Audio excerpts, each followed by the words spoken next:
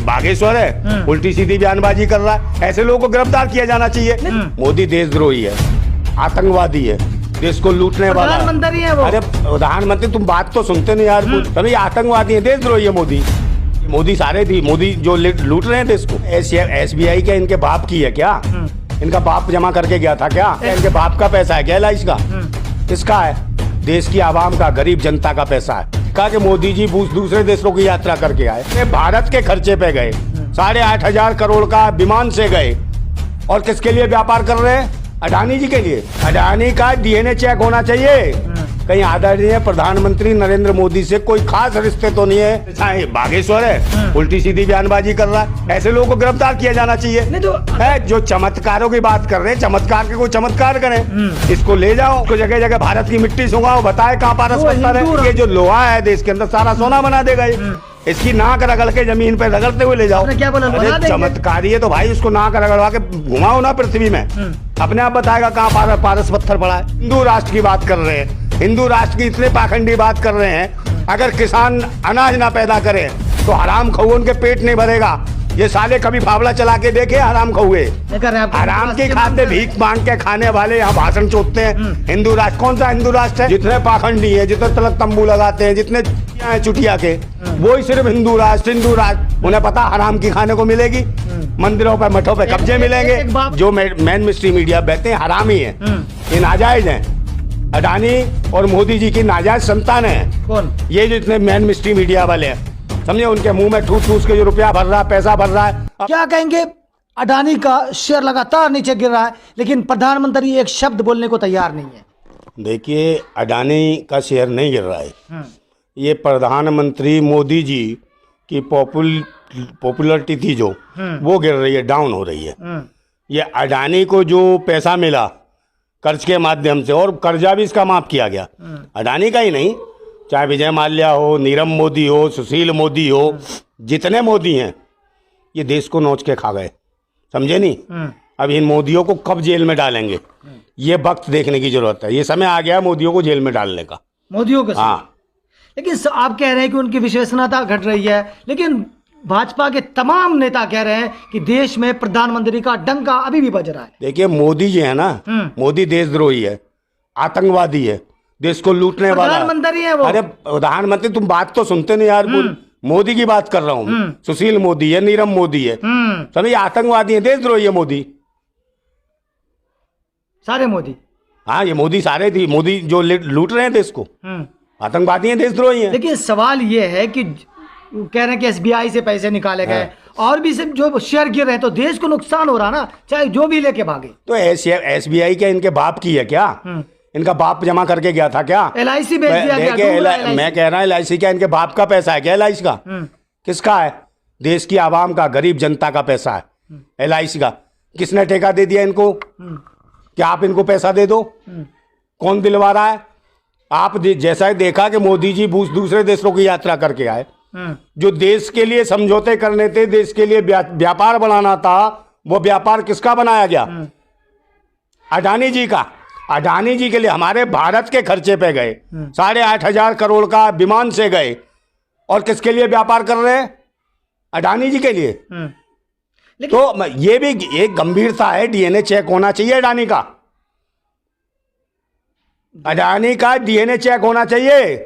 कहीं आदरणीय प्रधानमंत्री नरेंद्र मोदी से कोई खास रिश्ते तो नहीं है, इनका DNA चेक होना चाहिए। संसद में राहुल गांधी एक तस्वीर दिखाते हैं, वो बैठे हुए साथ में, लेकिन सवाल ये उठता है कि क्योंकि जिसकी सरकार होती है उनके साथ मीटिंग होती है। देखिए, मेरी बात सुन लीजिए, मैं बचाव नहीं करूंगा किसी का भी। अगर राहुल गांधी सही रहते, कांग्रेस सही रहती, या कुछ भी रहता, तो मुझे लगता है ये लोग नहीं आते, समझे नहीं। आप ये कहो कि वो अब चिल्ला रहे हैं, नोटबंदी के लिए जब लट पड़ रहे थे पिछवाड़े पे बेचारे गरीब जनता की, और बैंकों की लाइन में बहन बेटियां माता लगी थी, एक पुलिस वाला ही धो देता था, पिछवाड़े लाल कर दिए, बहन बेटियों के मुंह लाल कर दिए, तब राहुल गांधी कहाँ थे? मैं ये पूछना चाहता हूँ। लेकिन आप मेरी बात सुन लीजिए, आज कौन सी यात्रा कर रहे हो? आप देश जोड़ो, आज देश जोड़ो दिख रहा है। जब से क्या हो रहा था, मुंह फूट रहे थे। लेकिन और मेरे बात सुन लिए, कहाँ मर गए थे राहुल लोग? गांधी कहाँ थे? लेकिन सवाल ये कि जो राहुल गांधी करते हैं या विपक्ष के नेता करते हैं वो मीडिया नहीं दिखाती है। मेरे बात सुन लीजिए, मीडिया क्यों नहीं दिखा रही? अब भी तो दिखा रही है। नहीं, कहाँ दिखा रही? कहीं नहीं दिखा रही। अब देखिए, यही तो आरोप लगा रहे हैं कि मेरे नहीं दिखा बात रही सुन है। लिए, क्यों तो राहुल गांधी एक आदमी है तो उसी को दिखाना जरूरी है। राहुल गांधी राष्ट्र हो गया, नरेंद्र मोदी राष्ट्र हो गया, अडानी राष्ट्र हो गया, बाकी आवाम जो कमा के दे रही है वो क्या चिल्लर कटबल है? तुम्हारी गुलाम है। तो समझे नहीं? मीडिया आवाम की तो बात नहीं कर रही है। मैं कह रहा हूं आवाम की बात कर रही है तो हरामी बैठे हुए हैं। जो मेन मिस्ट्री मीडिया बैठते हैं हरामी है, ये नाजायज हैं। अडानी और मोदी जी की नाजायज संतान है। कौन? ये जो इतने मेन मिस्ट्री मीडिया वाले हैं, समझे, उनके मुंह में ठूस ठूस के जो रुपया भर रहा है, पैसा भर रहा है। अब देखिए भारत निर्वाचन आयोग, मेरी पार्टी क्या है देख रहे हो आप, जिंदाबाद क्रांति पार्टी।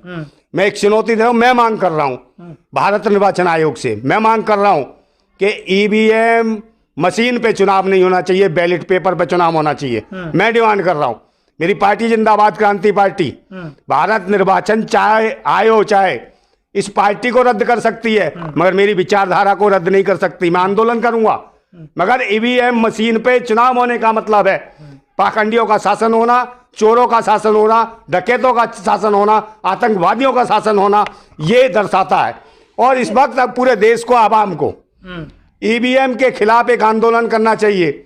दूसरी सबसे बड़ी परेशानी है देश की, जो किसानों से जो डिमांड की बात थी, जो किसानों से जो वादे किए गए थे, किसानों की एमएसपी का जो बात की गई थी कि लागत और मेहनत का उचित दाम मिलना चाहिए, इस पर कोई बात करने को तैयार नहीं है। हिंदू राष्ट्र की बात कर रहे हैं, हिंदू राष्ट्र की इतने पाखंडी बात कर रहे हैं। अगर किसान अनाज ना पैदा करें तो हराम खाओ उनके पेट नहीं भरेगा।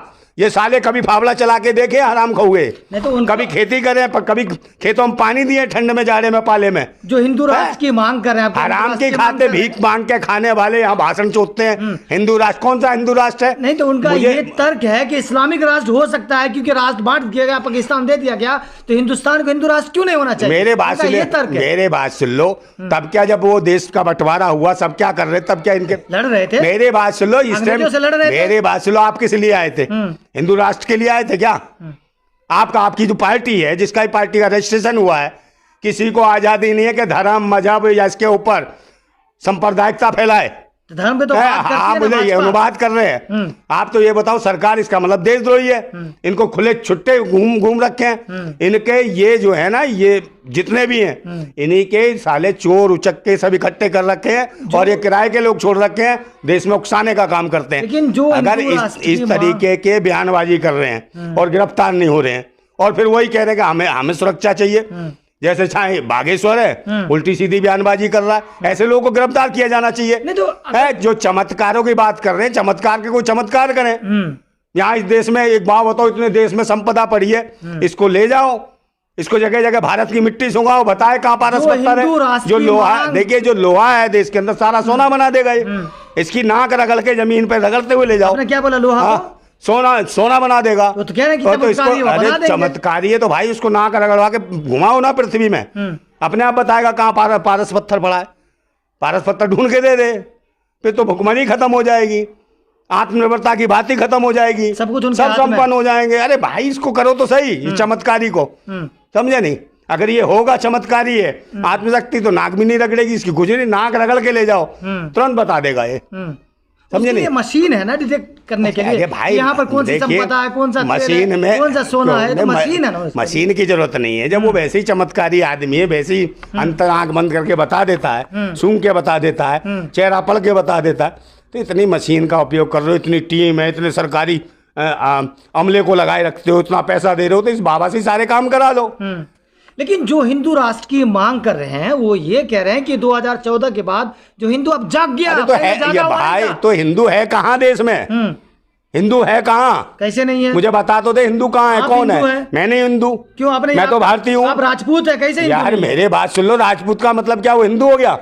फिर राजपूत तो सब में, पठानों में हिंदू है, लेके मुसलमानों में भी राजपूत है, दलित हिंदू है, ईसाइयों में भी राजपूत है, सब में राजपूत है। वो तो कन्वर्टेड कह रहे हैं। कन्वर्टेड मेरे बात सुन लो, वापसी होगी। मैं नहीं हूँ हिंदू, आप मुझे हिंदू बनाने, मैं नहीं हूँ भाई गुलाम, मैं गुलाम नहीं हूँ, मैं भारतीय हूँ, भारत का बेटा हूँ। सनातनी है ना? मैं सनातनी भी नहीं हूँ, मैं भारतीय हूँ। आपका नाम नरेंद्र भाई है। तो नरेंद्र भाई से क्या मतलब है? मैं कुछ भी लिख लूंगा तो क्या हो जाएगा? मेरी मर्जी है, मेरी आज़ादी है, मैं कुछ भी रखूं।